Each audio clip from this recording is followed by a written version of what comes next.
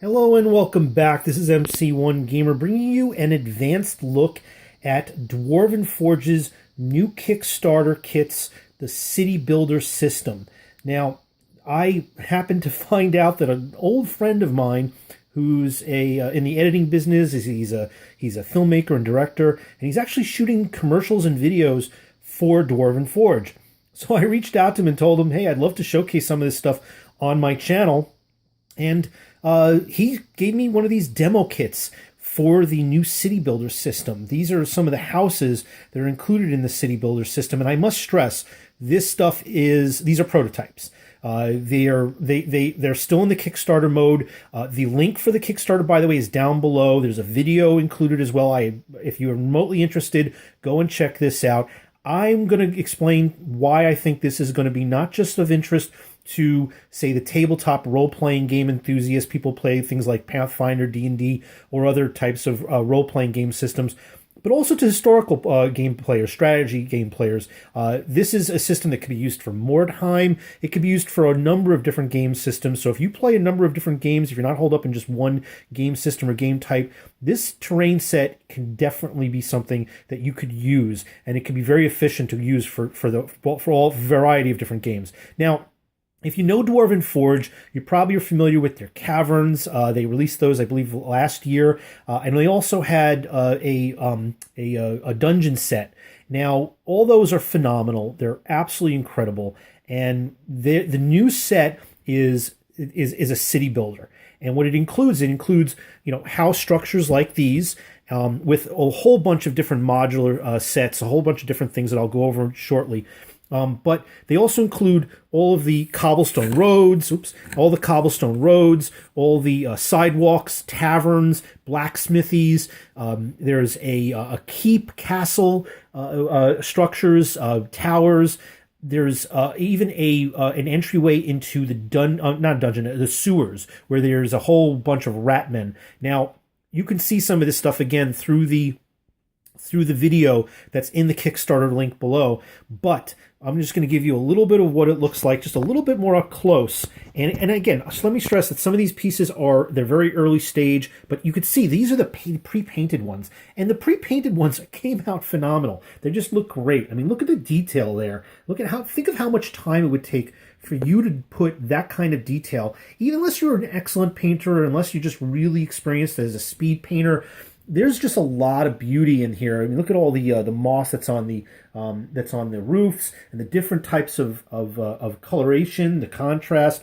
And even though this is not going to be what necessarily the finished product looks like, the finished product will be much more impressive, and the molds will be obviously a lot cleaner.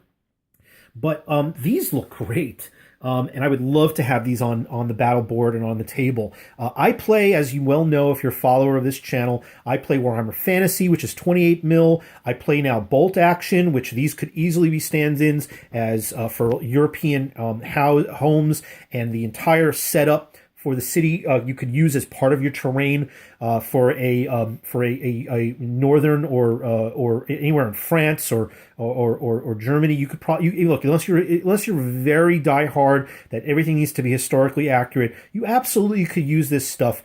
Not just for fantasy games, but for historical games of similar scale. Now, you're not going to use this for Flames of War, which is 15 mil. These are just going to be a little bit too big. This is really meant for 25 or even 28 mil, and I'm going to show you what that looks like. First of all, let me go over some of the details in terms of how this stuff is modular. Again, if you know Dwarven Forge, you know how some of this stuff can be so interchangeable. But let's just give you an example. You could take this, which, by the way, all these little these window slots can be customized with various different types of inserts. So this one is shutters. You can have that be replaced with, for example, bars. So this could be part of a guardhouse or a jail. So you can just pop that out as you need to. So this one obviously is empty. You could leave it like that. It looks just fine. But if you wanted to have this be just a little bit more, impressive, you can have, and this will be included, obviously, if you take a look at the Kickstarter. There's a whole lot of accelerants. And let me just say this before I forget. The Kickstarter has well exceeded already its goals, and a lot of the accelerants have already come into play. There's, I think, less than 2 weeks left in the Kickstarter. If you're interested in this stuff, jump in now. I highly recommend it. Again, the link is below, because you're already going to get a lot of the benefits of all those freebies that are going to be added on, and they're just, these things are just, the amount of donations are just absolutely staggering compared to what their initial goals were. Okay, so let's just take a look at some of the mix and matches. You can actually, just slot some of these other pieces in.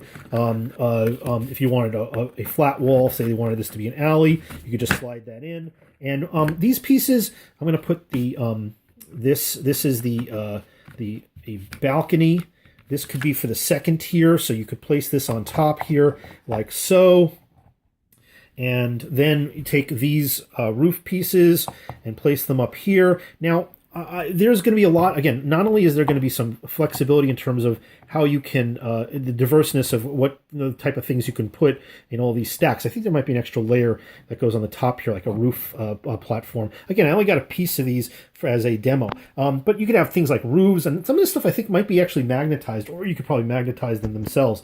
But let's just take a look at this, just looking around. I mean, I mean, again, I know I'm mixing and matching the brick and the Tudor, which, I guess is it just probably wouldn't happen, especially the brick on top. But just to give you an idea of what this would look like and how, how gorgeous it is. And again, this is not even a final product.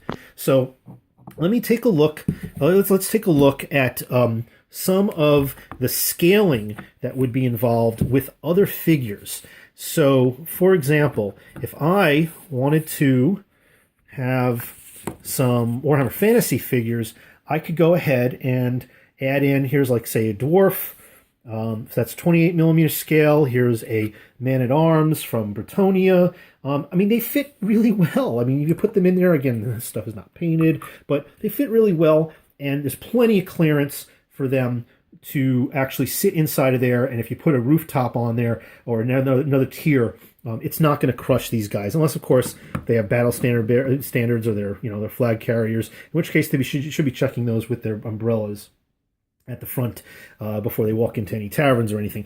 There's just an amazing array of different types of buildings and pieces. Again, you take a look at the video, you can see just how much is there.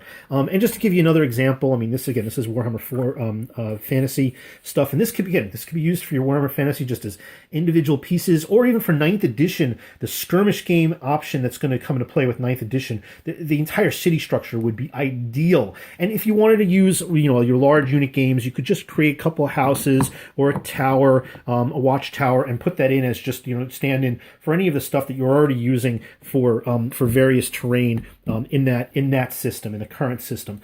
So let's take a look at some of the other things. For historical games, these again would work really well for European type structures. Here's a couple of bolt action 28mm airborne, US airborne. Really just fine, absolutely fine in terms of the scale. If you were interested in actually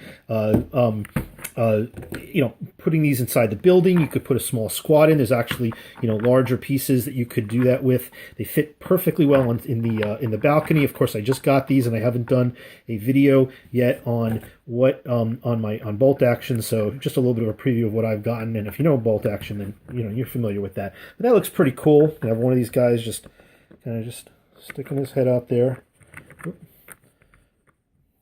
See my big thumb there. Just fine in terms of, little sniper in the window. There you go. Absolutely perfect.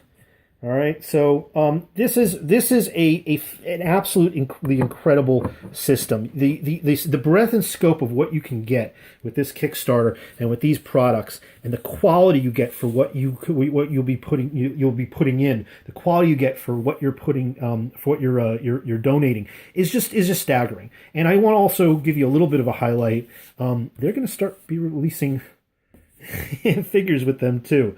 They're a little bit bigger. I mean, those are lizardmen. I love the two-headed lizardmen. They're a little bit bigger. Again, this is 25 mil scale, which is the full intention, but still unbelievable stuff. I'm going to be showcasing this with Mordheim, with Bolt Action. I'm going to have it on the table for some fantasy games. You'll see more of this, and certainly if you have any questions, feel free to ask me. But again, click the link below, and don't miss out on this Kickstarter. They've got other stuff coming up for later this year or next year, but this one, it's only about a week or two left. Don't miss out. It is unbelievable value. Have a great day, everybody.